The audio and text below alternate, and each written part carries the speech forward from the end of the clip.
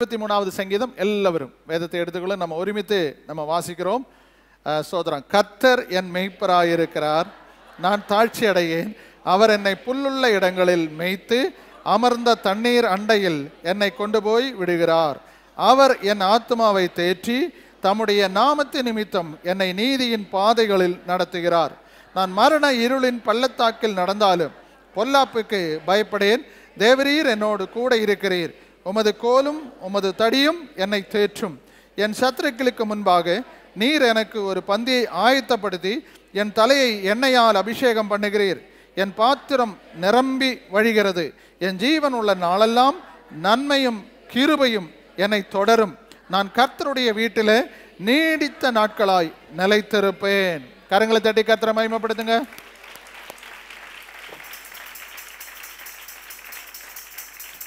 இந்த வசனத்திலிருந்து 7 பாயிண்ட் மட்டும் நான் உங்களுக்கு சொல்ல விரும்புகிறேன்.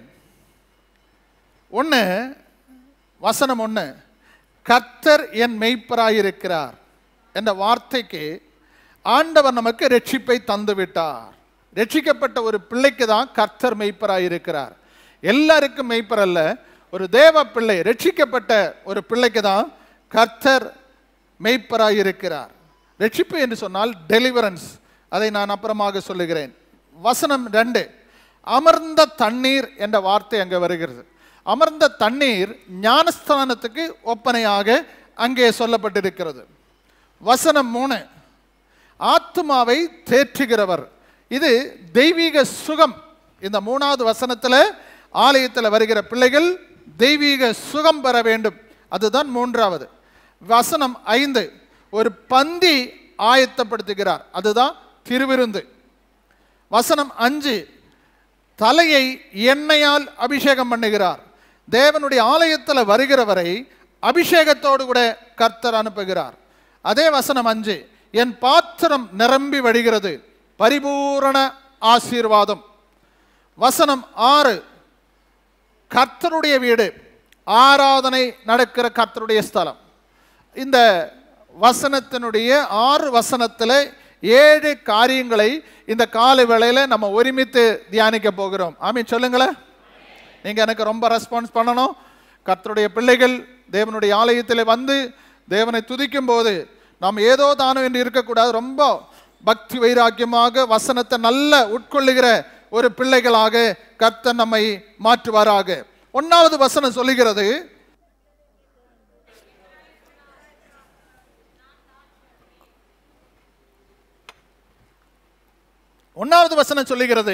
கர்த்தர் என் மெய்ப்பராயிருக்கிறார், நான் தாட்சி அடையேன்.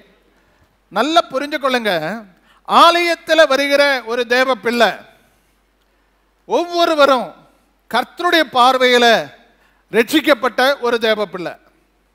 ரட்சிக்கப்பட்ட ஒரு தேவ பிள்ளைக்கு தான் கர்த்தர் மெய்ப்பராயிருக்க முடியும். இப்போ நான் எல்லாருக்கும் நான் மெய்ப்பன் அல்ல, உங்களுக்கு மட்டும்தான் நான் மெய்ப்பன். வெளியில் எத்தனை பேர் இருக்கிறாங்க, தெரிஞ்சவங்க எத்தனை பேர் இருக்கிறாங்க, நண்பர்கள், சிநேகிதர்கள், சொந்த பந்தங்கள் எல்லாரும் இருந்தாலும் மெய்ப்பன் என்ற முறையில் இந்த சபைக்கு தான் கர்த்தர் என்ன மெய்ப்பனாக வச்சிருக்கிறார். பொதுவாக சொல்ல போனா ரட்சிக்கப்படுகிற எல்லாருக்கும் கர்த்தர் மெய்ப்பராயிருக்கிறார். ஆமென். அப்படின்னா ஆண்டவர் எங்கூட இருக்கிறார் என்று எத்தனை பேர் நம்புறீங்க, விசுவாசிக்கிறீங்களா? ஆண்டவர் எங்கூட இருக்கிறாரு. இந்த ஃபீலிங் 24 மணி நேரமும் ஒரு தேவ பிள்ளைக்கு அவசியம். இந்த ரட்சிப்புக்கு 3 படி இருக்கிறது பாருங்க. ஒரு பிள்ளை ரட்சிக்கப்பட்டவனா ரட்சிக்கப்படலையா என்று வெள்ளை ட்ரெஸ் போட்டுறதுனால அல்ல, அவனுடைய இருதயத்தில் இருக்கிற செயல்பாடுகளை வச்சுதான் ஒரு பிள்ளை ரட்சிக்கப்பட்டவனா இல்லையா என்று நம்ம பார்க்க முடியும். உதாரணமாக தேவனுடைய சமூகத்தில் வந்திருக்கிற தேவ பிள்ளைகளை யாக்கோபினுடைய அந்த வசனத்தில் நம்ம படிக்கும்போது, ஆதியாமத்தின் புஸ்தகம் 45ஆம் அதிகாரம் அதனுடைய 7வது வசனத்தை கொஞ்சம் படிக்க கேட்கிறேன். 45ஆம் அதிகாரம் 7வது வசனம். பூமியிலே உங்கள் வம்சம் ஒழியாமல் இருக்க உங்களை ஆதரிக்கிறதற்காகவும் பெரிய ரட்சிப்பினால் உங்களை உயிரோடு கூட காப்பதற்காகவும் தேவன் என்னை உங்களுக்கு முன்னே என்னை அனுப்பினார். உங்களை ரட்சிக்கும்படியாக, இந்த சகோதரர்களுக்கு எல்லாருக்கும் ஒரு விடுதலை தரும்படியாக நீங்க வர்றதற்கு முன்னாடி எகிப்துக்கு கர்த்தர் யோசேப்பை அனுப்பினார். எதற்காக அனுப்பினார்? இந்த சகோதரர்கள் வழி தெரியாமல் நாதியற்றவர்களாக நிர்கதியற்றவர்களாக இருக்கிறார்களே, அவர்களை விடுதலையாக்கும்படியாக கர்த்தர் யோசேப்பை ரட்சிக்கும்படியாக அனுப்பினார். எபிரேயர் எழுதின நிருபம் கொஞ்சம் கூட வித்தியாசமா சொல்லுகிறது. 2ஆம் அதிகாரம் 4வது வசனத்தை கவனிங்க. 2ஆம் அதிகாரம் 4வது வசனம். அடையாளங்களினாலும் அற்புதங்களினாலும் பலவிதமான பலத்த செயல்களினாலே தம்முடைய சித்தத்தின்படி பகிர்ந்து கொடுத்த பரிசுத்த ஆவியின் வரங்களினாலும் தேவன் தாமே சாட்சி கொடுத்ததுமா இருக்கிற இவ்வளவு பெரிதான ரட்சிப்பை குறித்து நாமோ கவலை அச்சிருப்போமானால் என்ன செய்யணும்? ரட்சிப்பை பற்றி என்ன செய்யக்கூடாது? நம்முடைய ரட்சிப்பை ரொம்ப ஜாக்கிரதையா வைக்கணும். நம்முடைய ரட்சிப்பை ஆண்டுடைய சமூகத்தில் காத்து கொள்ளணும். அப்ப ரட்சிக்கப்பட்ட ஒரு தேவ பிள்ளை ஜீவியத்தில் அதை ஒரு வசனத்தை கூட படிச்சா தெளிவா தெரியும். ஸ்தோத்திரம். எரேமியாவின் புத்தகம் 4ஆம் அதிகாரம் 14வது வசனத்தில் ஒரு வார்த்தை இருக்கிறது, கவனிங்க.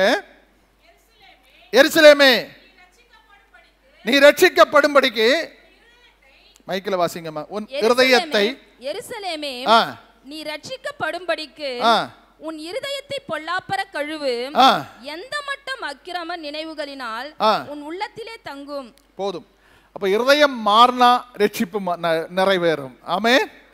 ரட்சிப்பு எப்போ தொடங்கும்? நம்முடைய இருதயத்தை கர்த்தர் மாற்ற விரும்புகிறார். கல்லான இருதயம் சதையான இருதயமாய் மாறணும். மாம்சமான இருதயம் ஆவியானுடைய வல்லமையினால் நிரப்பப்படணும். இதுதான் ஒரு ரட்சிப்பு என்று சொல்லுகிறது. அப்போ ஒரு தேவ பிள்ளை ஆலயத்தில் வந்தால் ஒரு ரட்சிக்கப்பட்ட பிள்ளைக்கு தான் கர்த்தர் யாராக இருக்கிறார்? சத்தமா சொல்லுங்க. அவனுடைய எல்லா காரியத்தையும் கர்த்தர் பார்த்து கொள்வார். ரட்சிக்கப்பட்ட ஒரு பிள்ளையை பற்றி கர்த்தர் ரொம்ப கரிசனை உள்ளவராக இருக்கிறார். யார் யாரெல்லாம் இயேசுவினுடைய இரத்தத்தினால் மீட்கப்பட்டார்களோ அவர்களை பற்றி கர்த்தர் கரிசனை உள்ளவர்களாக இருக்கிறார். ஓகே, 2வது வசனத்தை நம்ம படிக்க கேட்போம். அமர்ந்த தண்ணீர் என்ற ஒரு வார்த்தை அங்கே வருகிறது. இது ஞானஸ்நானத்திற்கு அடையாளம். பிரைஸலோ, பிரைஸலோ. இப்போ நீங்க ரட்சிக்கப்பட்ட பிறகு நீங்க என்ன செய்யணும்? சத்தமா சொல்லுங்க. எத்தனை பேர் ஞானஸ்நானம் எடுத்திருக்கிறீங்க? ஆமென். இத்தனை பேரும் ஆயத்தத்தோடு கூட திருவிருந்துக்காக வந்திருக்கிறீங்க. அப்போ ஞானஸ்நானம் என்னன்னு சொன்னால், நம்முடைய தினமும் குளிக்கிறது போல, சோப் போட்டு குளிக்கிறது போல உள்ள ஞானஸ்நானம் அல்ல. இது பாவ அழுக்கை மாற்றுகிற ஒரு ஞானஸ்நானம். இந்த ஞானஸ்நானம் எடுத்தா 3 காரியங்கள் நடக்குமா? ஆமென்.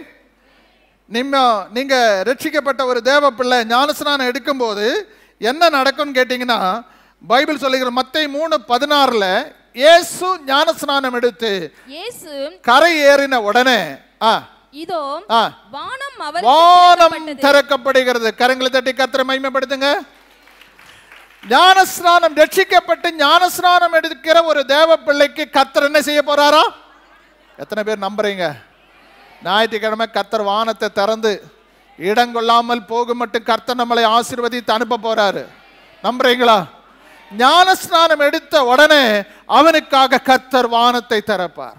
ஒரு தேவ பிள்ளைக்காக வானத்தை திறப்பார். எந்த ஒரு மனுஷனும் எவ்வளவு பெரிய பணக்காரன், பெரிய ஜமீன்தாரா இருந்தாலும் கர்த்தர் அதெல்லாம் கண்டுக்கவே மாட்டார். பூமியும் அது நிறைவும் அது கர்த்தருடையது. யாருக்காக வானத்தை திறப்பார்? பூமியில் உள்ள நன்மை எல்லாம் ஒருவேளை நம்ம அதானி அம்பானி போறவங்க எல்லாம் அனுபவிக்கிறது போல கோடீஸ்வரலா, பில்கேட்ஸை போல பெரிய உலக கோடீஸ்வரலா மாறலாம். ஆனா பரலோகம் திறக்கணும்னா ரட்சிக்கப்பட்ட ஒரு தேவ பிள்ளைக்கு தான் கர்த்தர் பரலோகத்தை திறப்பார். ஞானஸ்நானம் எடுத்த உடனே நமக்காக என்ன செய்ய போறாரு? சத்தமா சொல்லுங்க. 2வதாக நமக்கு என்ன செய்ய போகிறார் என்று சொன்னா, லூக்கா எழுதின சுவிசேஷம் 10ஆம் அதிகாரம் 20வது வசனத்தில் சொல்லப்பட்டிருக்கிறது. ஆகிலும் ஆவிகள் உங்களுக்கு கீழ்ப்படிகிறதற்காக நீங்கள் சந்தோஷப்படாமல், நீங்க சந்தோஷப்பட வேண்டாம். உங்கள் நாமங்கள், உங்க பேரெல்லாம் பரலோகத்தில் எழுதியிருக்கிறதற்காக ஜீவ புஸ்தகத்தில் எழுதப்பட்டிருக்கிறது என்று சொல்லப்பட்டிருக்கிறது. அப்ப 2வது உங்களுடைய blessing என்ன?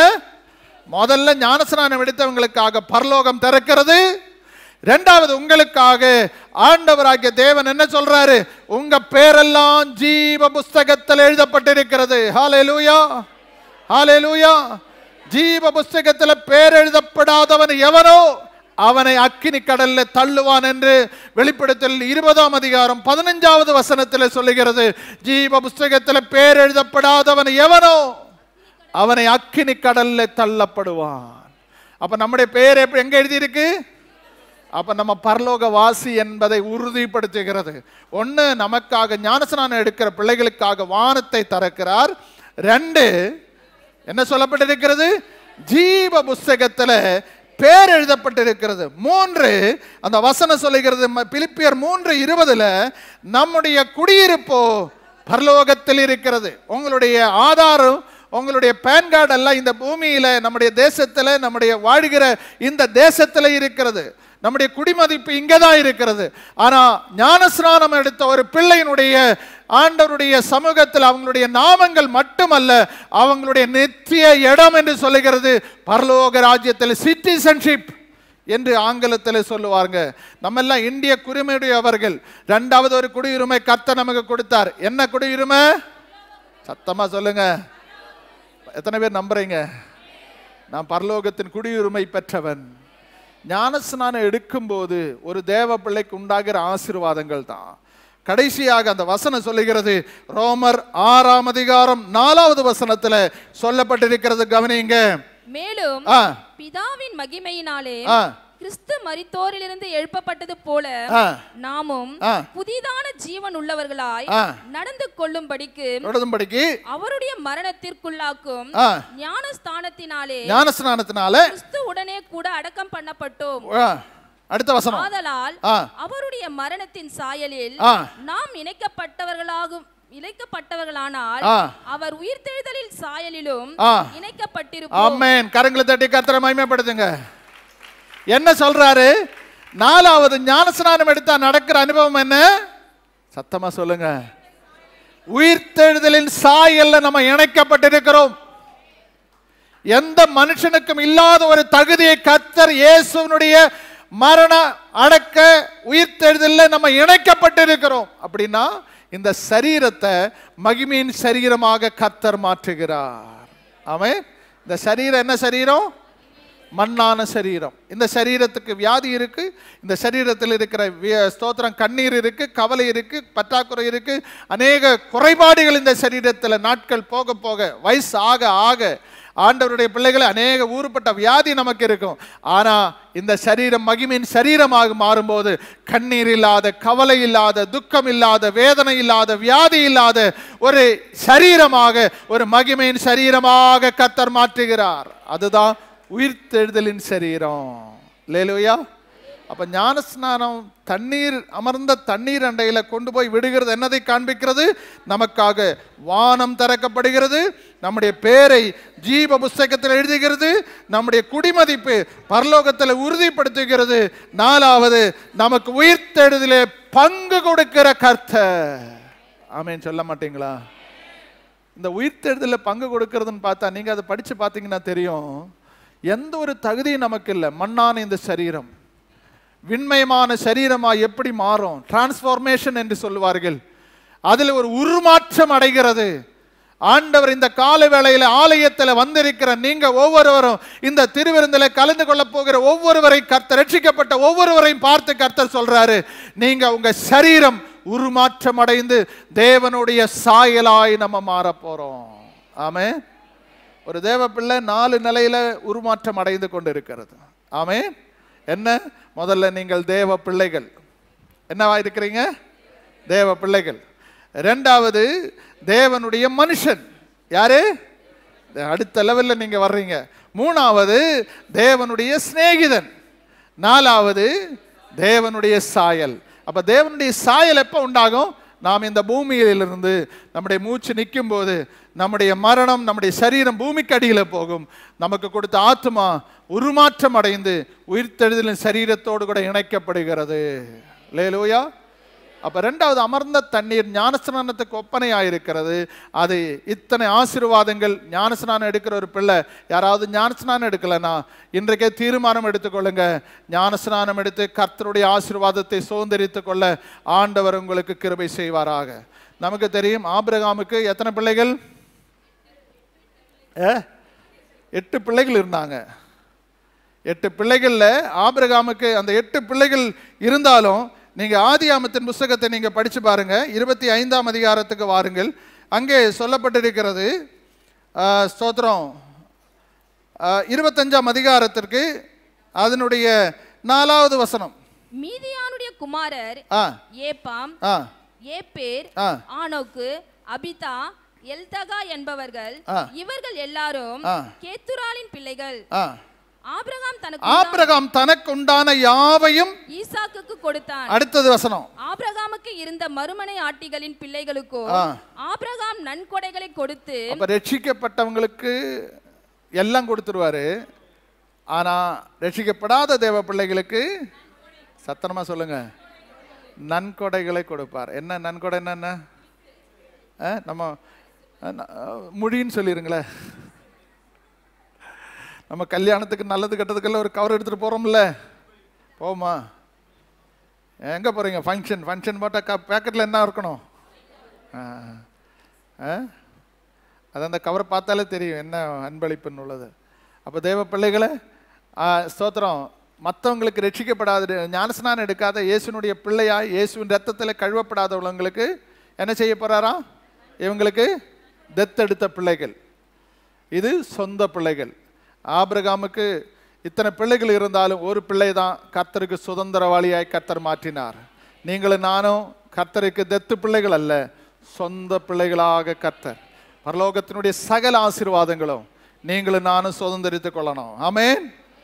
வேர்ட்ஸ் 5 வசனம் 5 வசனம் 3 அங்கே சொல்லப்பட்டிருக்கிறது, அவரின் ஆத்துமாவை தேற்றுகிறார். இது ஒரு தெய்வீக சுகம். இன்னைக்கு ஞாயிற்றுக்கிழமை நீங்கள் வந்திருக்கிறீங்க. இன்னைக்கு ஆலயத்தில் வந்து நல்ல பாடு, நல்ல ஆவியில் உங்களுக்கு எத்தனை பேர் இன்னைக்கு ஒரு விடுதலை உணர்ந்தீங்க? நீங்கள் நல்ல பாடி தேவனை ஆராதிக்கும் போது தான் பெற்றுக்கொள்ள வேண்டியதை நீங்கள் பெற்றுக்கொள்ள முடியும். இப்போ நீங்கள் நல்ல பாடி ஆவியில் நிரம்பி ஆராதிக்கும் போது உங்கள் சரீரத்தில் இருக்கிற பலவீனங்கள், வியாதிகள் எல்லாவற்றையும் ஆவியானவர் சுகப்படுத்துவார். அதுதான் தெய்வீக சுகம் என்று சொல்லுகிறது. தெய்வீக சுகம் என்று சொன்னால் ஆலயத்தில் வந்து விடுதலை ஆகும்போது தான் ஒரு அற்புதத்தை கர்த்தர் காண்பிக்கிறார். அதுதான் தெய்வீக சுகம். பைபிள் சொல்லுது, ஆண்டவர் 7 அற்புதங்கள் தேவனுடைய ஆலயத்தில் செய்தார். அப்போ நம்ம வாழ்க்கையில் ஆலயத்தில் அற்புதம் நடக்கணும். நான் எப்போதும் எதிர்பார்க்கிற ஒரு காரியம், இனி உங்களுக்கு என்ன வியாதியாக இருந்தாலும் ஞாயிற்றுக்கிழமை அற்புதம் நடக்கணும். நம்புறீங்களா? அப்போ நீங்கள் ரொம்ப வியாதியோடு கூட வந்தேன், அதே வியாதியோடு அதே பலவீனத்தோடு கூட போகிறேன்டா, ஒரு விடுதலை இல்லைன்னு தெரிஞ்சா அதில் நமக்கு உங்களுக்கும் கஷ்டம், நான் ஆராதனை நடத்துகிற எங்களுக்கும் கஷ்டம். நான் என்ன எதிர்பார்க்கிறேன், ஞாயிற்றுக்கிழமை ஆலயத்தில் வந்தால் நீங்கள் ஒரு விடுதலையோடு கூட போகணும். இன்னும் சொல்லப்போனால் ஒரு தெய்வீக சுகத்தோடு கூட போகணும். ஏதோ ஒரு பாரத்தோடு கூட வந்தேன், இன்னைக்கு நான் லெகுவாக போகிறேன். ஏதோ ஒரு வேதனையோடு கூட, மன கிளேசத்தோடு கூட, வேதனையோடு கூட ஆலயத்துக்கு வந்தேன், நான் இப்போ போகும்போது ஒரு மகிழ்ச்சியோடு கூட போகிறேன். என் பாரங்கள் எல்லாம் இறக்கி வைக்கிற இடம் தான் கர்த்தருடைய ஆலயம். உங்களுடைய பாரங்கள் எல்லாம் மாற்றி லெகுவாய் உங்களை அனுப்புகிற இடம் தான் கர்த்தருடைய ஆலயம். அந்த ஆலயத்தை தான் கர்த்தர் இன்னைக்கு உங்களை பலப்படுத்துகிறார். ஆலயத்தில் கர்த்தர் நமக்கு ஆரோக்கியம் கர்த்தர் வச்சிருக்கிறார், சுகம் கர்த்தர் வச்சிருக்கிறார், தெய்வீக விடுதலை கர்த்தர் வச்சிருக்கிறார். அந்த தெய்வீக சுகம், அதனால தான் அந்த ஸ்தோத்திரம் எசேயாவின் புத்தகம் 58 அதனுடைய 8வது வசனம் சொல்லுகிறது. கவனிங்க, அங்கே 58:8. அப்பொழுது விடியற்கால வெளுப்பை போல, விடியற்கால எப்பொழுது தேவனை ஆராதிக்க வந்தவர்களுடைய வாழ்க்கையில ஆராதிக்கும் போது விடியற்காலம் வெளிப்பை போல உன் வெளிச்சம் எழும்பி உன் சுகவாழ்வு சீக்கிரத்தில் துளிர்த்து உன் நீதி உனக்கு முன்னாலே செல்லும், கர்த்தருடைய மகிமை உன்னை பின்னாலே காக்கும். போதும். உன்னுடைய சுகவாழ்வு, தேவனுடைய பிள்ளைகளுக்கு சுகம் கொடுக்கிற இடம் தான் கர்த்தருடைய ஆலயம். ஆமென். உங்க ஆத்மாவை தேற்றுகிற இடம். எங்க போனாலும் விடுதலை இல்லை, ஆனா ஆலயத்தில் வந்தா ஒரு பலன். எத்தனை பேர் அதை ஃபீல் பண்றீங்க? எங்க போனாலும் யாரு பேசினாலும் யார் எனக்கு ஆறுதல் சொன்னாலும் ஆறுதல் இராது. ஆனா கர்த்தர் ஒரு வார்த்தை சொன்னா அது எனக்கு பெரிய ஆறுதலாய் கர்த்தர் மாற்றுகிறார். அல்லேலூயா, அல்லேலூயா. இந்த கால வேளையில உங்களை ஆறுதல் படுத்தி அனுப்புகிற, தெய்வீக சுகம் கொடுத்து அனுப்புகிற ஒரு நல்ல கர்த்தர் உங்கள் மத்தியில் உலாவிக் கொண்டிருக்கிறார். எத்தனை பேர் நம்புறீங்க? ஹல்லேலூயா. ஆண்டவருடைய வசனம் சொல்லுகிறது பாருங்க, அப்போஸ்தலர் நடபடி 3ஆம் அதிகாரம் 16வது வசனத்துல சொல்லுகிற ஒரு வார்த்தை கவனிங்க. 3:16.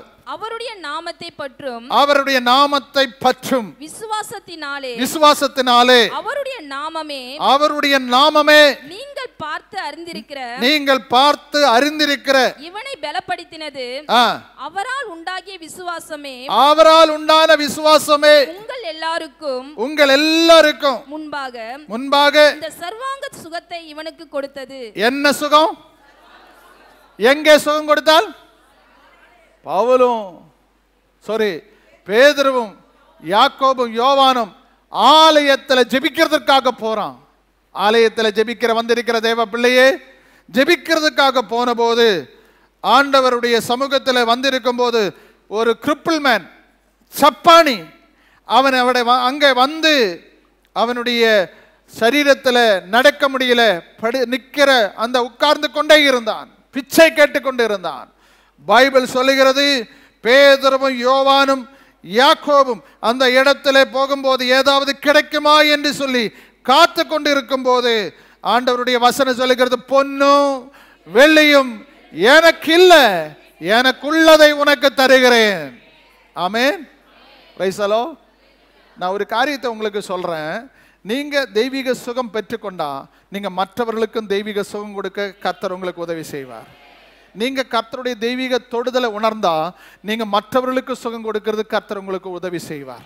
இப்ப பேதுருவும் யாக்கோபும் யோவானும் கர்த்தருடைய அற்புதங்களை பெற்றதுனால அவங்க சொல்றாங்க, பொன்னு வெள்ளி எனக்கு இல்லை, எனக்கு ஒண்ணு உண்டு, அது உனக்கு தருகிறேன். அதான் தெய்வீக சுகம். நீ இப்பொழுது நடக்க முடியல, இப்பொழுது கை கால்கள் எல்லாம் கரடு முடா இருக்கிறது, நிற்க முடியவில்லை, அப்படிப்பட்ட உன்னை கர்த்தர் எனக்குள்ளதை உனக்கு தருகிறேன். சொல்லுங்க. இன்னைக்கு ஞாயிற்றுக்கிழமை இங்க வந்திருக்கிறீங்களா, எந்த பலவீனம் இருந்தாலும் பக்கத்துல கரம்பிடி சொல்லுங்க, கர்த்தர் உன்னை சுகப்படுத்த போறாரு, ஆரோக்கியப்படுத்த போறாரு, உன்னுடைய நரம்புகள் எல்லாம் பலன் அடைய போகுது. கரம்பிடிச்சு சொல்லுங்க, நம்பிக்கையோடு சொல்லுங்க. உன்னுடைய உடம்பில் இருக்கிற அத்தனை வியாதியும் கர்த்தர் எடுத்து போட போறாரு. உனக்கு அற்புத சுகம். வசனம் சொல்லுங்க, சர்வாங்க சுகம். சத்தமா சொல்லுங்க. என்ன ஒரு சின்ன பிரச்சனையா இருந்தாலும் சர்வாங்க சுகம். சர்வாங்க சுகத்தை கர்த்தர் அல்லவா கொடுத்தார்னு சொல்றாரு. பேதுரு யோவானு யாக்கோபு சுகம் கொடுக்கல, கர்த்தர் சுகம் கொடுத்தார். ஒன்று மட்டும் தெரிஞ்சுக்கணும், நீங்க சபையில வந்து விடுதலை ஆனா பாஸ்டர் சுகம் கொடுக்கல, கர்த்தர் சுகம் கொடுத்தார். விசுவாசிகள் சுகம் கொடுக்கல, கர்த்தர் சுகம் கொடுத்தார். உங்க மூலமாக நீங்க ஜெபம் பண்ணினதுனால உங்களை கொண்டு கர்த்தர் டைரக்டா வந்து சுகம் கொடுக்க மாட்டார். உங்களை போல நீங்க ஜெபிக்கும் போது, நீங்க மற்றவர்களுக்காக விண்ணப்பம் பண்ணும்போது கர்த்தர் ஜெபத்தின் மூலமாக அவர்களுக்கு சுகத்தை கொடுப்பார். இன்னைக்கு நிறைய வியாதிசருக்காக ஜெபிச்சோம். நீங்க வீட்டில் போகும்போது நல்ல செய்திகளை பார்க்கணும். ஆண்டவர் எங்களுக்கு சுகம் கொடுத்தார்னு அவங்க சொல்லணும். அப்போ ஒரு தெய்வீக சுகம் எங்க உண்டாகும்? 4ஆம் வசனம், சங்கீதத்தின் புத்தகம் 4ஆம் அதிகாரம் 8வது வசனத்தில் சொல்லப்பட்டிருக்கிறது பாருங்க. சமாதானத்தோடு படுத்துக்கொண்டு நித்திரை செய்வேன். என்னது? சமாதானத்தோடு நான் படுத்துக்கொண்டு நித்திரை செய்வேன். கர்த்தாவே, நீர் ஒருவரே என்னை சுகமாய் தங்க பண்ணுகிறீர். நம்ம தங்கும் போது எப்படி இருக்கும்? சுகம். ஆமென். உன் சுக வாழ்வு சீக்கிரத்தில் துளிர்க்கு. எத்தனை பேர் நம்புறீங்க? ஒரு தெய்வீக விடுதலை. எத்தனை லட்சம் ரூபாய் செலவழித்துட்டும் வியாதி சுகமாகாத எத்தனையோ பேர் இருக்கிறாங்க. இன்னைக்கு இந்த ஆலயத்தில் இருக்கிற சின்ன பிள்ளை முதற்கொண்டு வயதான தகப்பன்மார்கள் வரைக்கும் சொல்றேன், ஒரு தெய்வீக சுகம் இந்த இடத்துல இறங்குகிறது. எத்தனை பேர் நம்புறீங்க? ஒரு தெய்வீக சுகம், சர்வாங்க சுகம். கர்த்தர் இந்த ஆலயத்தில் வந்திருக்கிற ஒவ்வொரு பிள்ளைகளையும் டச் பண்ண விரும்புகிறார். ஆண்டவருடைய தொடுதலை நீங்க உணருங்க. எந்த இடத்துல ஸ்தோத்திரம், எந்த பலவீனமா இருந்தாலும், நான் இப்பொழுது ஆவியில நிரம்பி ஸ்தோத்திரம் ஏவுதலினால நான் ஒரு வார்த்தை சொல்றேன். உங்க சரீரத்தில் எந்த இடத்துல வியாதி இருக்கிறதோ அதுல உங்க கையை வைங்க, உங்க பரிசுத்த கரத்தை தொடுங்க. ஆண்டவர் ஒரு சர்வாங்க சுகத்தை தரட்டும். எப்பேற்பட்ட வியாதியா இருந்தாலும் நீங்க விசுவாசத்தோடு சொல்லுங்க, இன்னைக்கு எங்க ஆலயத்தில் ஒரு சர்வாங்க சுகம். உங்க வலது கை தேவ சமூகத்தில் வச்சு சொல்லுங்க, வாய் திறந்து சொல்லுங்க, ஆண்டவரே இந்த நேரத்தில் நாங்கள் ஒருமனப்பட்டு ஜெபிக்கிற நேரத்தில் ஒரு அற்புதம் நடக்கும்படியாக எனக்கு சர்வாங்க சுகம். அடுத்த நாளில் செக் பண்ணி பாருங்க, கர்த்தர் எனக்கு சுகம் கொடுத்தார் டாக்டர் சொல்ல போறாங்க. ஆண்டவர் சுகம் தந்திருக்கிறார். விசுவாசமா ரீபா ராஷகப ரகதரிகா ஆண்டவருடைய சுகம் இறங்குவதாக, ஒரு தெய்வீக சுகம் இந்த இடத்துல இறங்குவதாக. யாரெல்லாம் வியாதியோடு கூட வந்திருக்கிறாங்களோ அத்தனை பேரும் சுகம் பெற்று போகட்டும். ஆமே.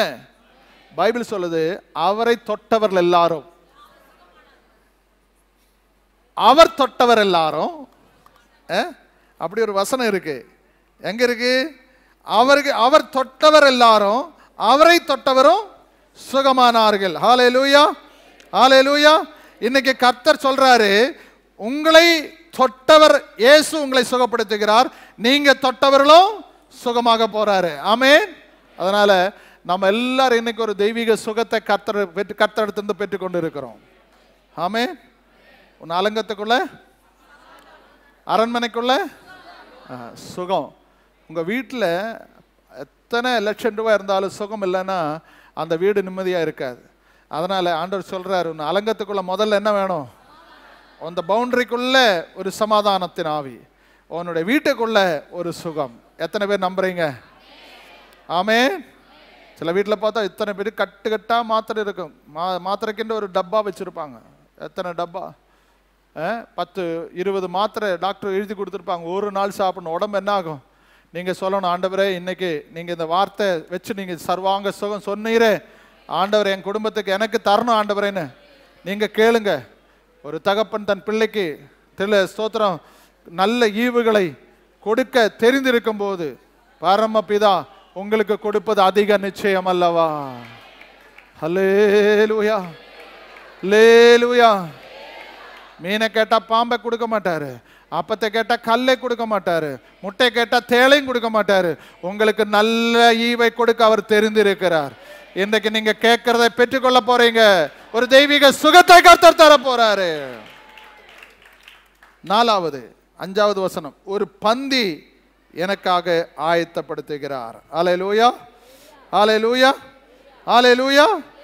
பந்தி என்று சொன்னா தேவனுடைய பிள்ளைகளை 3 காரியங்கள் அங்கே இருக்கிறது. ஒன்று, அந்த பந்தின்னு சொன்னால் முதல்ல அப்பம். ஆமே. பந்தின்னு சொன்னால் இந்த திருவிருந்து நீங்கள் எடுக்க போகிறீங்க. 5 அப்பத்தை கொண்டு 5000 பேரை கர்த்தர் கொடுத்தார்.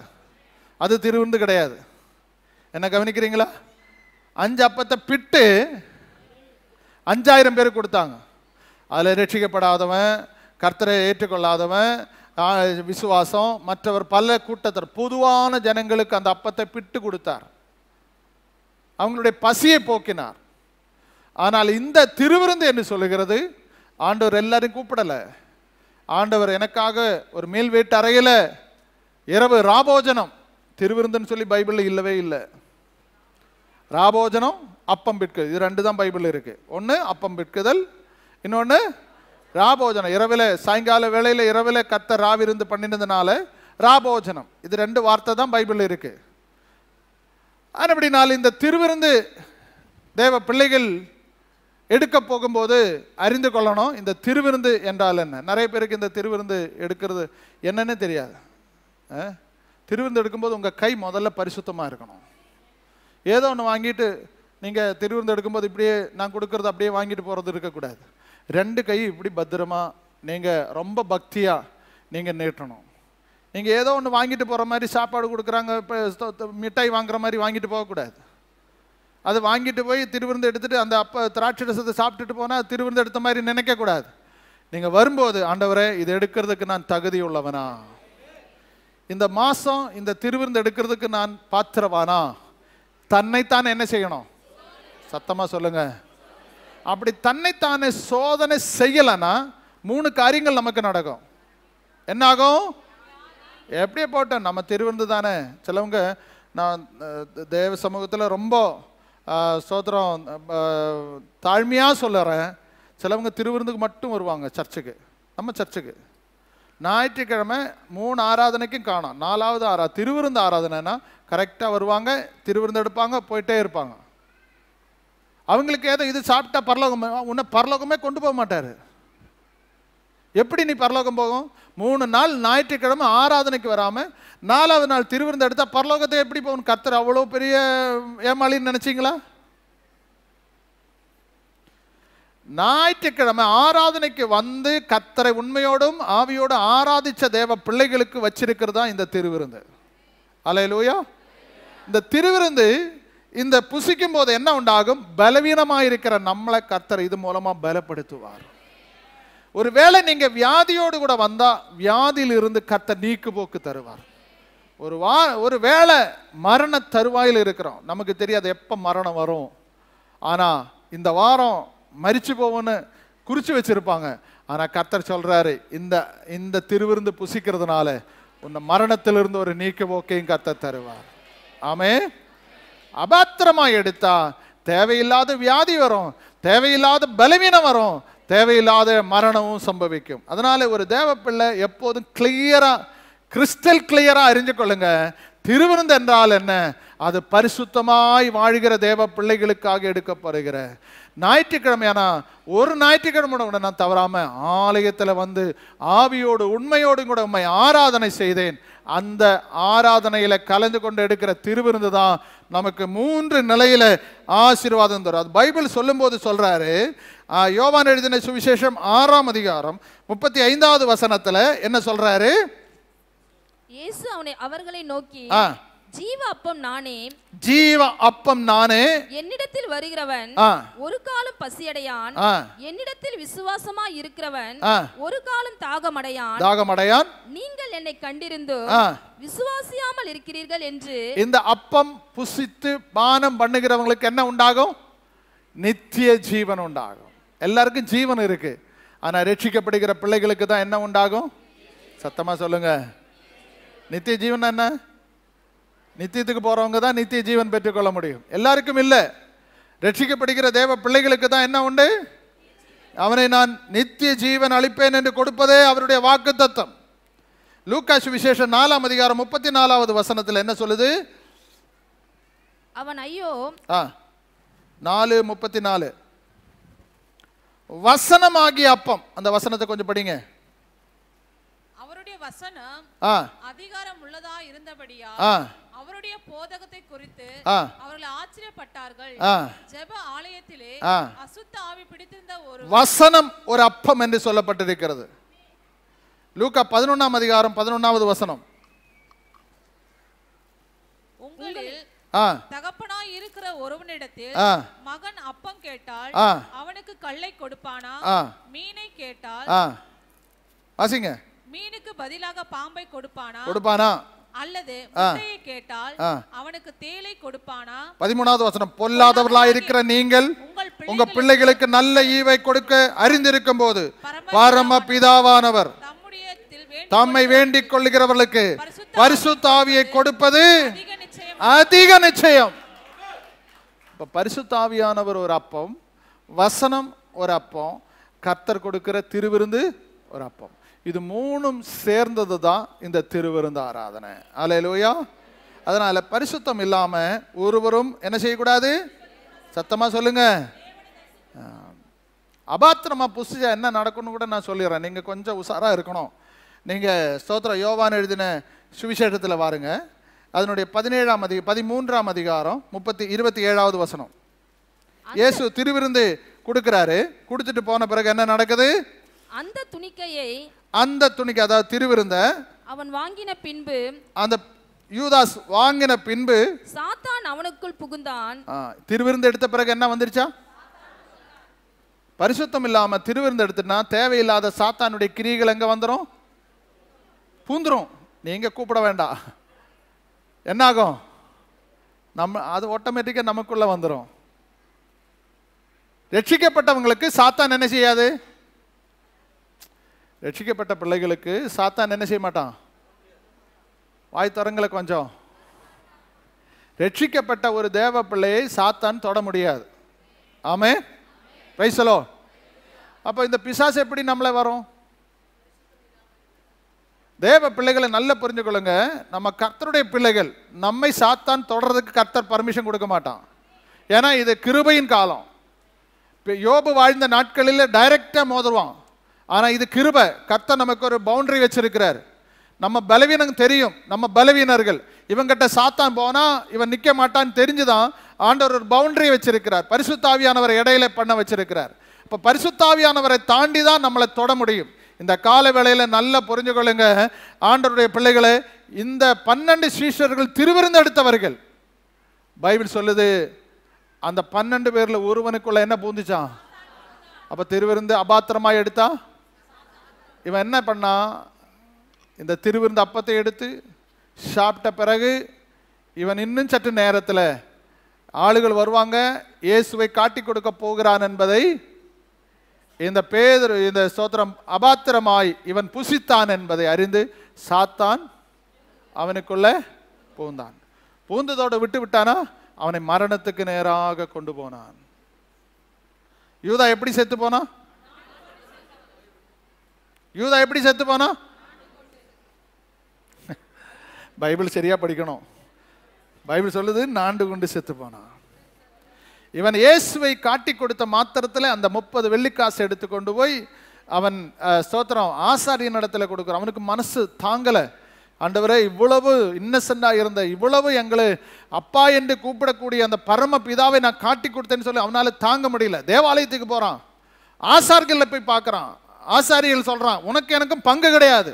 உடனே என்ன வேண்டாம், இந்த 30 வெள்ளிக்காசு வச்சுக்கோ, நீ ஏதாவது குயவனுடைய நிலமாவது சர்ச்சுக்கு கல்லறை தோட்டம் வாங்கிரு. சொல்ற ஐடியா பாருங்க, சர்ச்சுக்கு நீ கல்லறை தோட்டம் வாங்கிரு, குயவனுடைய இடத்தை நீ வாங்கிரு இந்த பணத்தை வச்சு. எனக்கு வேண்டாம், இவன் வாங்குறது இவனுக்கும் நன்மை ஆகல, கல்லறை தோட்டம் வாங்குறது. இந்த ஆசாரியர் சொன்னாங்க எங்களுக்கு அது தேவையே கிடையாதுன்னு சொல்லிட்டு அவன் கழுவிட்டான். இவனை அந்த பணம் வச்சுட்டு அவனால அந்த 30 வெள்ளிக்காசு காட்டி கொடுத்தேன் அந்த மனசு உறுத்திட்டே இருக்கிறது. இவன் நேராக போனான், பிசாசு வேற உள்ள பூந்துருச்சு. நேராக ஒரு மரத்து மேலே ஏறினான். கவனக்கியா கேட்கணும், மரத்து மேலே ஏறினான். மரத்தில் கயிறு கட்டினான், கழுத்தில் கயிறு கட்டலை. கவனிக்கிறீங்களா? மரத்தில் கட்டிட்டான், கழுத்தில் கயிறு கட்டலை. அவன் அந்த அந்த அவசரத்தில் மேலே ஏறி குதிச்சான். வயிறு வெடிச்சிருச்சு, செத்த போயிட்டான். கீழே பாறை கட்டுகள் நிறைஞ்சிருக்கு. நாண்டி கொண்டு செத்தானா? அவன் மரத்தில் கட்டினான், கழுத்தில் கட்டலை. அவன் நேராக குதிக்கலை, அவன் கழுத்தில் கட்டினான்னு நினைச்ச அந்த அவசரத்தில் குதிச்சான். பாறை மேலே விடிஞ்சு அவனுடைய வயிறு வெடிச்சு குடல் சிதறி அங்கே செத்து போயிட்டான். இதுதான் யூதாவுக்கு நடந்த சம்பவம்.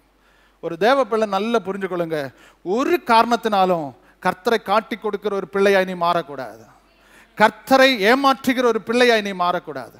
தேவ சமூகத்தில் வந்திருக்கிற ஒரு தேவ பிள்ளை, ஆண்டவருடைய ஆலயத்தில் வருகிற ஒவ்வொருவரும் அறிந்து கொள்ளணும், இந்த திருவிருந்து எவ்வளவு பவ்யமாக, எவ்வளவு பக்குவமா, எவ்வளவு பரிசுத்தமா இதை எடுக்கணும். உண்மையான இருக்கிறேன், கர்த்தரிடத்தில் சோதித்து பாருங்க. அடுத்த லெவலுக்கு நான் வருகிறேன். 5வது வசனம். அந்த வசனத்தில் என் தலையை எண்ணெயால் அபிஷேகம் பண்ணுகிறீர். என் தலையை, இந்த யூதாவினுடைய கதை உங்களுக்கு புதுசா தெரியுது இல்ல? ஆமா, ஜாக்கிரதையா இருக்கணும். ஒரு தேவ பிள்ளை எவ்வளவு ஞானமா நடந்துக்கணும்னு உள்ளதான் காமிக்குது. என் தலையை எண்ணெயால் அபிஷேகம் பண்ணுகிறீர். எத்தனை பேர் அபிஷேகம் பெற்று இருக்கிறீங்க? ஆண்டவருடைய அபிஷேகம், அந்நிய பாஷை பேசி ஆவியில நிரம்பி ஆராதிக்கிறவங்க எத்தனை பேர்? கரங்களை தட்டி கர்த்தரை மகிமைப்படுத்துங்க.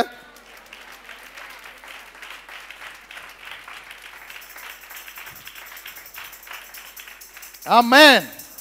அபிஷேகம் தான் உங்களை வழி நடத்துறது. எத்தனை பேர் சொல்றீங்க? நம்ம சரீரத்தில் என்னை பொறுத்த வரைக்கும் நான் ரொம்ப பலவீனன். வயசு குறைவாக இருந்தாலும் எனக்கு ரொம்ப பலவீனம். ஒவ்வொரு காரியங்களை நம்முடைய ஸ்தோத்திரம் மிஞ்சின பாரத்தை நான் இப்போ சுமந்து கொண்டு இருக்கிறேன். ஸ்தோத்திரம். நேற்று கூட ஒரு ஸ்தோத்திரம் பிரதர் ஃபோன் பண்ணி சொன்னேன், பாஸ்டர் எப்படி தான் நீங்கள் இதெல்லாம் சுமக்கிறீங்க தெரியலன்னு சொன்னேன். நான் சொன்னேன், என்ன சுமக்கிறது கர்த்தர், என் பாரங்களெல்லாம் அவர் தான் சுமக்கிறார். அதனால் இந்த பாரங்கள் எல்லாம் கர்த்தர் சுமக்கிறார். அது நினச்சா நம்ம மென்டல் ஆகிடுவோம். அதனால் அதெல்லாம் என்ன செய்யறது இல்லை, நினைக்கிறது இல்லை. அதெல்லாம் ஒரு பக்கம் போகட்டும். நம்ம கர்த்தருடைய பிள்ளைகள். எந்த ஒரு காரியத்தை குறித்து நீங்கள் சோர்ந்து போகக்கூடாது, கவலைப்படக்கூடாது. கர்த்தர் நடத்துவார். விசுவாசமாக இருக்கணும். ஒரு காரியம் இல்லை, பல காரியம் ஒன்றா வந்துருச்சு.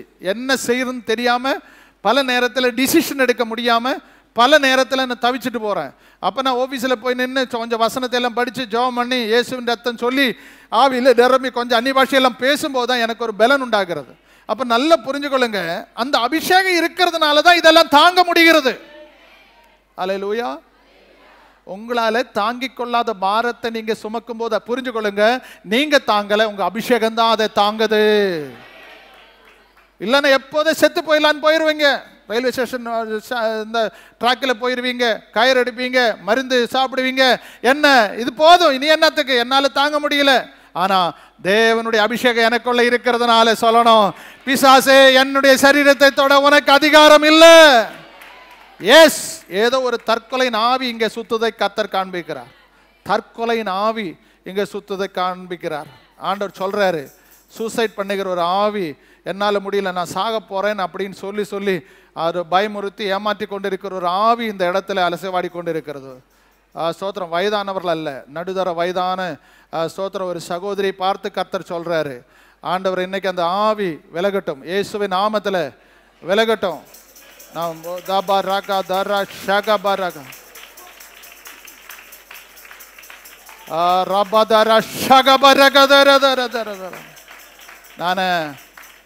அந்த சகோதரி எனக்கு தெரியும், நான் எந்திரிச்சு எல்லாரும் மத்தியில் சொல்ல விரும்பல.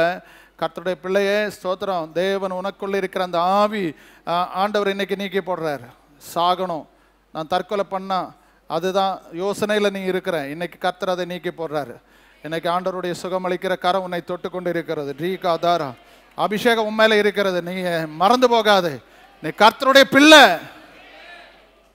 தூக்கு மாற்றவள் அல்ல நீ. கர்த்தர் விடுதலை கொடுக்கிறார். ரீபா ராஷா கபர், ஆண்டவர் சுகம் கொடுத்திருக்கிறார். நீ அந்த சகோதரி ஒப்பு கொடுங்க, கர்த்தரிடத்தில் கேளுங்க, மன்னிப்பு சொல்லுங்க. ஆண்டவருடைய சமூகத்தில் நீ எடுத்திருக்கிற, நீ மனசில் சொல்லி கொண்டிருக்கிற அந்த திட்டங்களை மறந்துரு. விடுதலை உனக்கு கர்த்தர் நிச்சயம் இன்னைக்கு இந்த நேரத்தில் கொண்டு வந்து. நீ இங்கே மட்டும் இன்னைக்கு ஞாயிற்றுக்கிழமை இங்கே வராமல் இருந்தால் நீ மரணத்துக்குள்ளே நீ போயிருப்பேன். ஆண்டவர் சொல்கிறார், ரீபா ராஷா கபரகா, ஆண்டவர் இந்த நாளில் விடுதலை கொடுக்கிறார் கர்த்தருடைய சமூகத்தில். ஓகே, அபிஷேகம் நம்மை ஸ்தோத்திரம் மரண தருவாயிலிருந்து, வியாதியிலிருந்து, கவலையிலிருந்து, கண்ணீரிலிருந்து நம்மை மாற்றுகிறது. நல்ல புரிஞ்சுக்கொள்ளுங்க, வேதத்தில் 2 பேரை அபிஷேகம் பண்ணாங்க. அதில் 2 பேரை நான் உங்களுக்கு கொஞ்சம் விளக்கமாக எடுத்து காமிச்சிட்டு நான் முடிச்சிடுறேன். அந்த வசனம் 10ஆம் அதிகாரம் 1 சாமுவேல் 10ஆம் அதிகாரம் 1வது வசனம் என்ன சொல்லுகிறது கவனிங்க. 10:1 1 சாமுவேல் 10:1. அப்பொழுது சாமுவேல் தைல குப்பி எடுத்து அவன் தலையின் மேல் வார்த்து அவனை முத்தம் செய்து உன்னை தம்முடைய சுகந்திரத்தின் மேல் தலைவனாக அபிஷேகம் பண்ணினார் அல்லவா, நீ இன்றைக்கு என்னை விட்டு போகிற போது பென்யமீன் எல்லையாகிய போதும். இந்த வசனம் சொல்லுகிறது, இஸ்ரவேலினுடைய முதல் ராஜாவை என்ன செய்கிறார்? எதை வச்சு அபிஷேகம் பண்ணுகிறார்? தைல குப்பியை எடுத்து அபிஷேகம் பண்ணுகிறார். 16ஆம் அதிகாரம் 1வது வசனம் என்ன சொல்லுது? கர்த்தர் சாமுவேலை நோக்கி, இஸ்ரவேலின் மேல் ராஜாவா இராதபடிக்கு நான் புறக்கணித்து தள்ளின சவுலுக்காக நீ எந்த மட்டும் துக்கித்துக் கொண்டிருப்பாய்? நீ உன் கொம்பை நிரப்பிக் கொண்டு பெத்லகேமின் ஆகிய ஈசாயினிடத்திற்கு உன்னை அனுப்புவேன். அவன் குமாரனில் ஒருவனை நான் ராஜாவாக தெரிந்து கொண்டேன் என்றார். 2 ராஜாக்கள் தான். இந்த சவுலை அபிஷேகம் பண்ணும்போது என்ன குப்பி எடுத்தான்? தாவீதை அபிஷேகம் பண்றதுக்கு என்ன எடுத்தான்? குப்பியில் உள்ள அபிஷேகம் குப்பி உடைஞ்சிரும், அபிஷேகம் போயிடும். தைல கொம்பு என்றைக்கும் உயர்ந்திருக்கும். அதனால தான் தாவீது சங்கீதம் எழுதும்போது சொல்ற, என் கொம்பை காண்டாமிருகத்தின் கொம்பை போல உயர்த்தி வச்சிருக்கிறேன். குப்பியில போனது, குப்பி உடைஞ்சிருச்சு, அபிஷேகம் போயிடுச்சு. யாருக்கு? எப்படி போச்சு? எப்படி அபிஷேகம் அவனுக்கு போச்சு? அவன் நல்ல தீர்க்க தரிசனம் சொன்னான். பைபிள் சொல்ல அவன் ஒரு தீர்க்கதரிசி. அவன் ஆரம்பத்தில் ரொம்ப ஃபயரா இருந்தான். தாவீது சாமுவேல் ரொம்ப சந்தோஷப்பட்டான், இவ்வளவு ஞானம் இவனுக்கு கர்த்தர் கொடுத்திருக்கிறாரு, இந்த கோலியாத்தை எல்லாம் மடங்கடிக்கிறதுக்கு இவன் தான் இருப்பான்னு நினைச்சான். அதுக்குள்ள அவன் என்ன பண்ணிட்டான்னு சொல்லி அங்க வசனம் சொல்லுகிறது பாருங்க. 2 சாமுவேலின் புஸ்தகம் 2ஆம் அதிகாரம் 4வது வசனம். அப்பொழுது யூதாவின் மனுஷர் வந்து அங்கே தாவீதை, ஓகே ஒரு மினிட் 16ஆம் 1 சாமுவேல் 28ஆம் அதிகாரம் 7வது வசனம். 1 சாமுவேல் 28ஆம் அதிகாரம் 7வது வசனம். அப்பொழுது சவுல் தன் ஊழியக்காரரை நோக்கி, அஞ்சனம் பார்க்கிற ஒரு ஸ்திரீயை தேடுங்கள், நான் அவளிடத்தில் போய் விசாரிப்பேன் என்றான். அதற்கு அவனுடைய ஊழியக்காரர், இதோ எத்தோரில் அஞ்சனம் பார்க்கிற ஒரு ஸ்திரீ இருக்கிறாள் என்றார்கள்.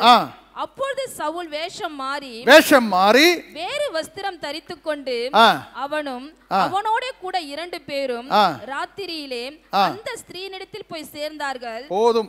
என்ன பண்ண? அபிஷேகம் பெற்றவன் எங்க போயிட்டான்?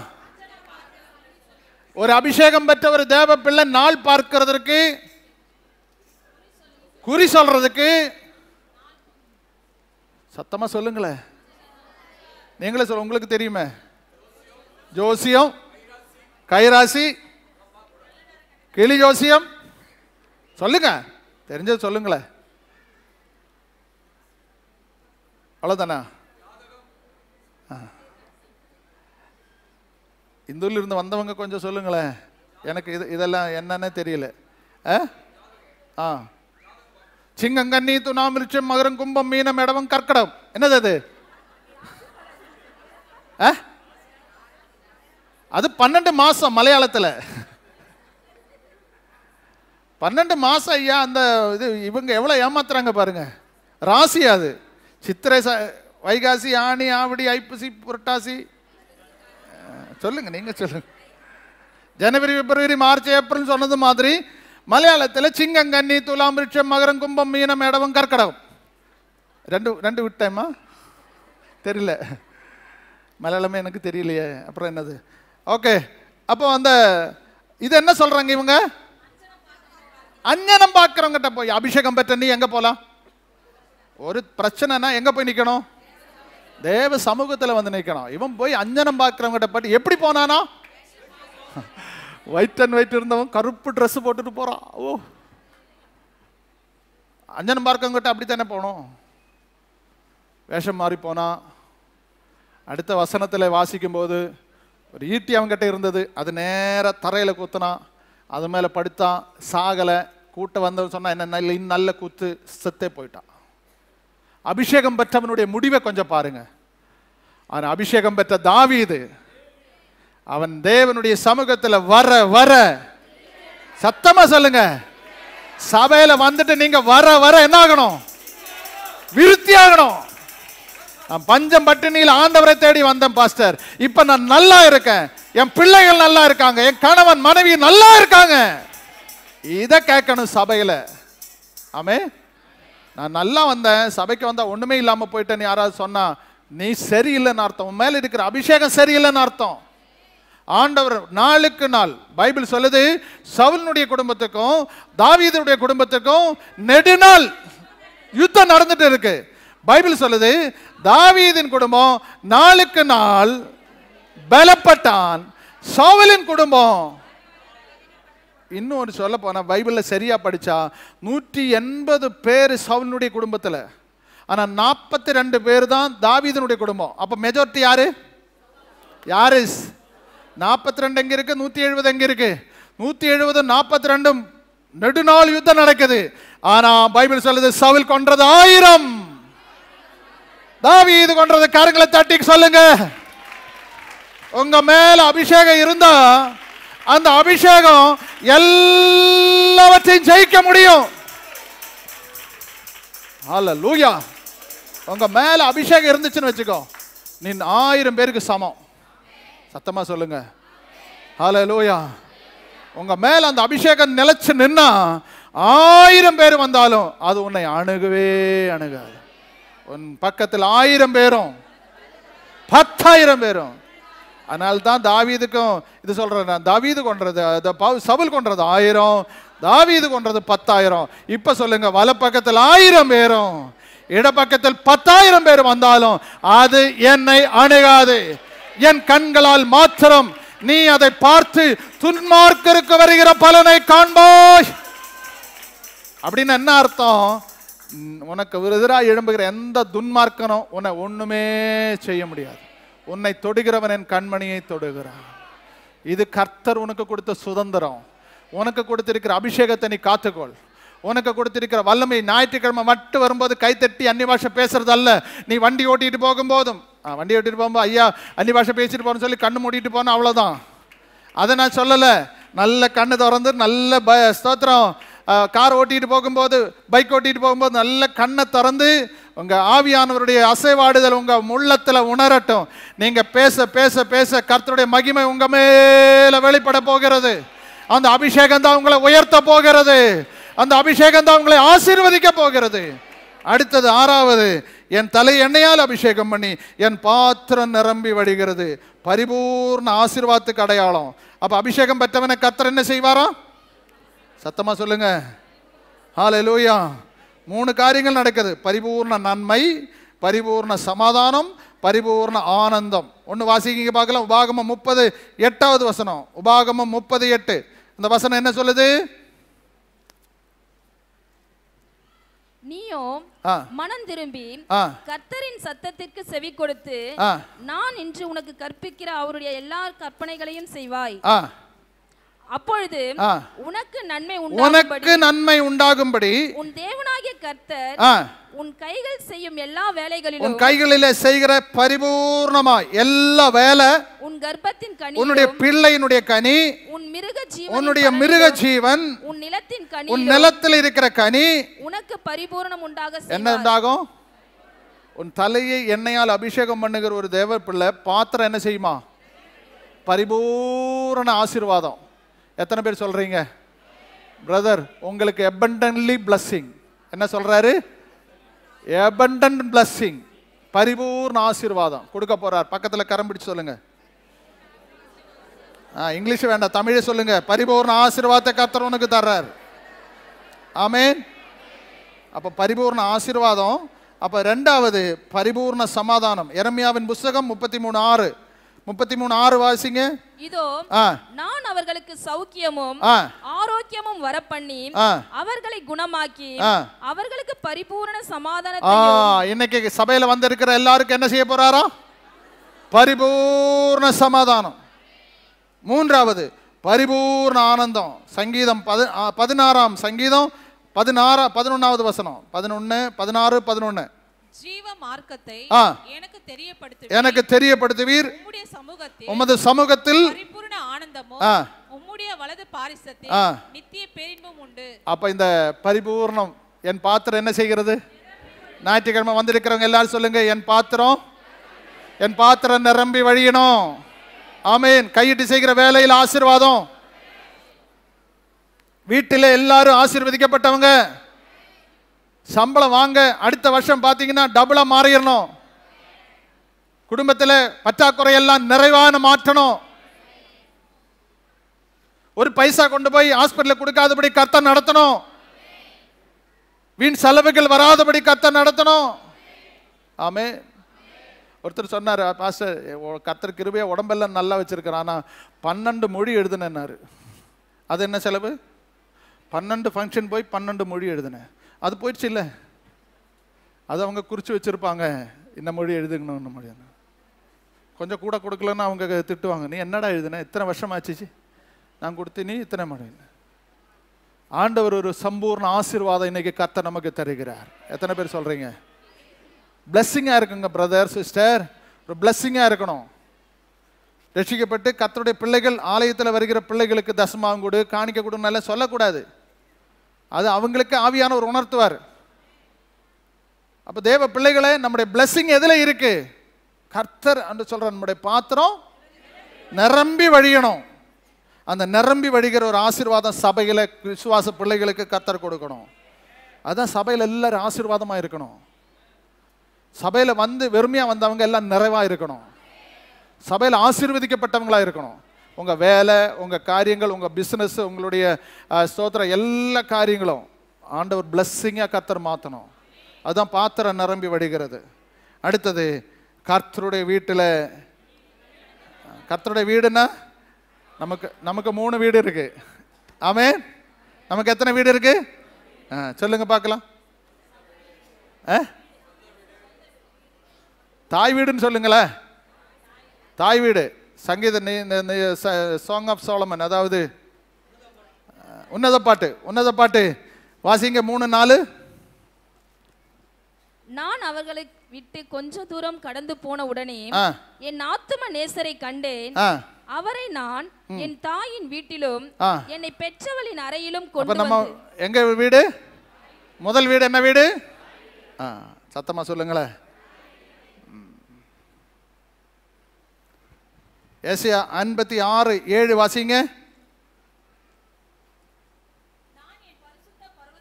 மைக்கில் வாசிங்கம்மா. நான் என் பரிசுத்த பர்வதத்துக்கு கொண்டு வந்து என் ஜெப வீட்டிலே அவளை மகிழ பண்ணுவேன். என்ன வீடு? இரண்டாவது வீடு. இப்ப தாய் வீடு உங்க வீடு. இந்த வீடு என்ன வீடு? ஜெப வீடு. மூணாவது ஒரு வீட்டுக்கு நம்மளை கொண்டு போக போறார். என்ன வீடு? பிரசங்கி 12:5 சொல்லுகிறது. என்ன சொல்லுது? மேட்டுக்காக அஞ்சம் உண்டாகி வழியிலே பயங்கள் தோன்றி வாதுமை மரம் பூ பூத்து வெட்டி கிளிகளையும் பாரமாக்கி அதுவா பசி தீபனமும் அற்று போவதற்கு முன்னும் மனுஷன் தன் நித்திய வீட்டுக்கு போகிறதுனாலே. என்ன வீடு? அப்ப ஒரு தேவ பிள்ளைக்கு 3 வீடு இருக்கு. அங்க இல்லைன்னா இங்க, இங்க இல்லைன்னா அங்க, ஏதாவது ஒரு வீட்டில் இருப்பாரு. சொல்லுங்க. சிலவங்களுக்கு இந்த மரணம்னு சொன்னா ரொம்ப பயம் போல இருக்கு, திகிலா இருக்கு. பாஸ்டர் அதை பற்றி எல்லாம் பேசாதீங்க. ஐயா இன்னைக்கு மரிச்சா நான் பரலோகம் போவேன், நித்திய வீட்டில் போவேன், எத்தனை பேர் சொல்றீங்க? என்ன பயம் உங்களுக்கு மரணத்தை பற்றி? இந்த உலகத்தை விட்டு போக விருப்பம் இல்லையா? எத்தனை பேர் இன்னைக்கு கர்த்தர் வந்தா நான் நல்லா சந்தோஷமா போவேன்னு சொல்றேன். 3 பிள்ளைகள் இருக்கு பாஸ், ஒருத்தருக்கும் கல்யாணம் ஆகலை, எல்லாம் கல்யாணம் பண்ணி செட்டில் பண்ணிட்டு போகலான்னு இருக்கிறீங்களா? சொல்லுங்க, சத்தமாக சொல்லுங்க. பாஸ்டம்மா ரொம்ப ரெடியாக இருக்காங்க, எப்போ சீக்கிரம் போகலான்னு இருக்கிறாங்க. ஆமென், பிரைஸ் தி லார்ட்.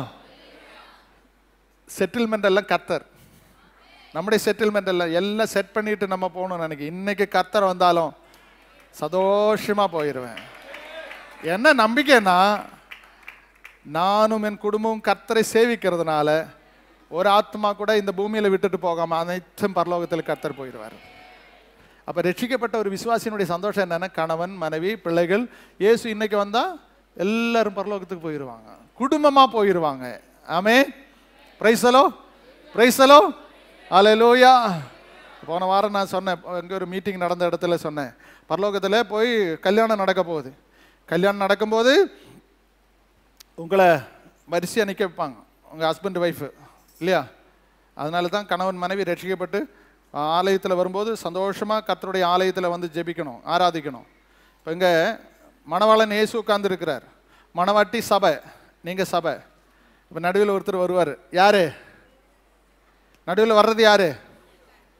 பாஸ்டரும் பாஸ்டமாக வந்து நிற்பாங்க. ஆமென். இப்போ கல்யாணம் நடக்கும்போது அப்பா அம்மா வந்து கைப்பிடிச்சு கொடுப்பாங்கல்ல மணவாளங்கிட்ட. இப்போ மணவாளங்கிட்ட கைப்பிடிச்சு கொடுக்கறது நாங்கள் தான். மேலே உங்களை பிடிச்சி பாஸ்டமாக லேடிஸுக்கு கொடுப்பாங்க, நான் ஜென்ஸுக்கு கொடுப்பேன். நான் தான் அப்பா, நான் தான் அம்மா அப்படின்னு சொல்லி கர்த்தரிடத்துல பிடிச்சி கொடுத்து கல்யாணம் பண்ணணும். இப்போ உங்களை கொண்டு போய் சேர்க்குற பொறுப்பு யாருடையது? சொல்லுங்க. ஒரு தேவ பிள்ளை நல்லா புரிஞ்சுக்கொள்ளுங்க, நம்ம இந்த பூமியில் இருக்கிறதை காட்டிலும் இந்த ஆலயத்தில் இருக்கிறதை காட்டிலும் நித்திய வீட்டில் இருக்கிறது தான் அதிக சந்தோஷம். ஆமென். அதனால் எல்லாரும் சீக்கிரம் போயிடணும்னு கிடையாது, நம்ம நெடுநாள் இருந்து சந்தோஷத்தை அனுபவித்து எல்லா காரியத்திலும் கர்த்தருக்கு மகிமையாக செலுத்தி ஒரு விளக்காக இருந்து பரலோகத்துக்கு போகணும். ஆமென். அதனால் நம்முடைய வீடு 1 தாய் வீடு, 2 ஜெப வீடு. ஜெப வீட்டில் உன்னை என்ன செய்வேனா? என் ஜெப வீட்டில் கொண்டு வந்து உங்களை மகிழ்ச்சியாய் வைப்பேன். அப்போ சபை வந்தாலே எப்படி இருக்கணும்? ஒரு உம்மனா மூஞ்சி மாதிரி ஏதோ பறி கொடுத்துட்டு உட்காந்துற மாதிரி உட்காரக்கூடாது. சர்ச்சில் எப்படி இருக்கணும்? சிலவங்க என்ன சொன்னாலும் சிரிக்க மாட்டாங்க, எது பேசினாலும் சிரிக்க மாட்டாங்க. நான் ஜோக்கு சொல்கிற பாஸ்டர் கிடையாது, நான் ஜோக்கு கேட்குற பாஸ்டர். யாராவது ஜோக்கு சொன்னால் கேட்பேன், ரசிப்பேன். அப்போது சபையில் வந்தால் எப்படி இருக்கணும்? கர்த்தருடைய மகிழ்ச்சி. ஆமென். கர்த்தரால் மீட்கப்பட்டவர்கள் ஆனந்த களிப்புடன் பாடி சீயோனுக்கு திரும்புவார்கள். சஞ்சலம் தவிப்பே, சத்தமா சொல்ல, ஓடிப்போ. பிசாசை துரத்துற மாதிரி சொல்லுங்களேன். கொஞ்சம் இருக்கட்டும் பாஸ்டர். அப்புறம் பார்த்துக்கணும், மனைவி கிட்ட கொஞ்சம் வேலை இருக்கு. சஞ்சலம் தப்ப என்ன ரொம்ப டென்ஷன் பண்றாங்க பாஸ்டர், வீட்டில் போய் கவனிக்கிறேன். சொல்றீங்களா? சொல்லுங்க. சஞ்சலம் தவிப்போம், ஓடி போகும். ஆமா. ஏன் சத்தமா சொல்ல முடியல உங்களால? ஏன் சத்தமா சொல்ல முடியல? கர்த்தருடைய வீட்டில் வந்திருந்து சொல்லணும், சஞ்சலம் தவிப்பெல்லாம் நான் நித்திய வீட்டுக்கு போறதுக்குள்ள எல்லா சஞ்சலம் தவிப்பு ஓடி போயிடணும். விடுதலையோடு கூட நான் கர்த்தரை துதிக்கணும். ஆலயத்தில் இருக்கிற மகிழ்ச்சி போல வேற எந்த இடத்திலும் இல்ல. கர்த்தரை துதிக்கிற இடம் போல வேற ஒரு மகிமையான இடம் எனக்கு வேற இல்ல. ஹல்லேலூயா. அந்த ஒரு மகிழ்ச்சி சந்தோஷம் தான் இன்னைக்கு கர்த்தர் நமக்குள்ள கர்த்தர் வச்சிருக்கிறார். அப்போ 7வது காரியம், கர்த்தருடைய வீடு, அது கர்த்தருடைய தாய் வீடு, அது நித்திய வீடு. இந்த வீட்டுக்குள்ள கர்த்தர் நீடித்த நாட்களாய் நிற்க பண்ணுவார். ரட்சிக்கப்பட்டோன்னா உங்களை எடுத்துட்டு கொண்டு போவோம், நல்லா வாழ்ந்து அனுபவித்து நெடுநாள் இருந்து பிள்ளைகளையும். யோபு செத்து போனான் என்று சொந்தக்காரர்கள், நண்பர்கள், சிநேகிதர்கள் எல்லாம் நினைச்சாங்க. இந்த பரு உடம்புலேருந்து உள்ளங்கால் மேல சரீரத்தில் சீவும் ரத்தம் அப்படியே சோர்ந்து கொண்டு இருக்கிறது. இவன் செத்து போவான், சாப்பிட மாட்டான், சீக்கிரம் செத்து போய் அடக்கம் பண்ணலாம் நண்பர்கள் சிநேகிதர்கள் சொல்றாங்க. ஆனா பைபிள் சொல்லுது, அவனை பற்றி கடைசி அதிகாரத்தில் கடைசி வசனம் என்ன சொல்லுது? யோபு நெடுநாள் இருந்து. எப்படி சொல்லுங்க, பக்கத்தில் கரம்பிடிச்சு, நீங்க பூர்ண வயசு வரை இருப்பீங்க பிரதர்.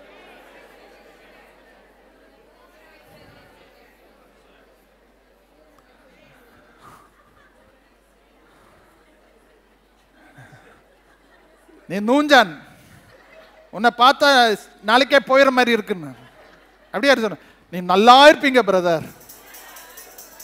ஏன் பொறாமப்படுறீங்க சொல்லுங்களேன்? நான் மட்டும்தான் நல்லா இருக்கணுமா? நல்லா இருப்பேன் நான். உங்க குடும்பம் ரொம்ப நல்லா இருக்கும் பிரதர். மனசார நீங்க அவங்களை கொஞ்சம் பிளஸ் பண்ணி பாருங்களேன். ஹல்லேலூயா.